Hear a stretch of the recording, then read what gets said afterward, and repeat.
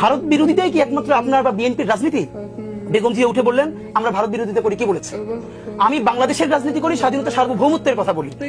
বাংলাদেশের স্বার্থের কথা বলতে গিয়ে যদি কোনো দেশের বিরুদ্ধে যায় সেটা আমার কি দোষ?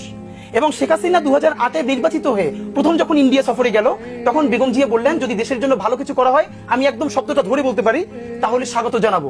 যদি কোনো ষড়যন্ত্রের চুক্তি করে আসা হয়, পথে কাঁটা বিছিয়ে দেব।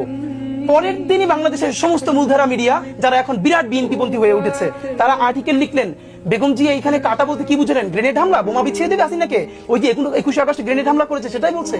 এই যে কোনো কিছুকে তোয়াক্কা না করে গণমানুষের কণ্ঠস্বর হয়ে উঠতে পারা, এবং ভাবেন তিনি কিন্তু একজন নারী, এবং একজন নারীর জন্য তার সন্তান হারানো। তারেক রহমান সাহেবকে যখন পিজিতে 111-এর পরে নেওয়া হয়েছে, আজকেও ছবিটা দেখছিলাম, এবং তখন আমরা ছোট, বেগম জি ওনাকে দেখতে গেছে, তারেক রহমান সাহেব ঘাট সোজা করে মায়ের কোলে মাথা রাখতে পারতেছেন না। একজন মায়ের সামনে সন্তানকে পিটানো হচ্ছে, পরে সন্তানটাকে অলমোস্ট হত্যা করা হয়েছে, সবকিছু নাই হয়ে গেছে।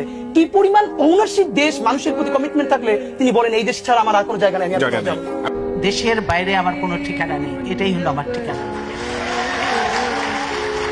এই দেশ, এই দেশের মাটি, মানুষই আমার সবকিছু। কাজে আমি দেশের বাইরে যাব না।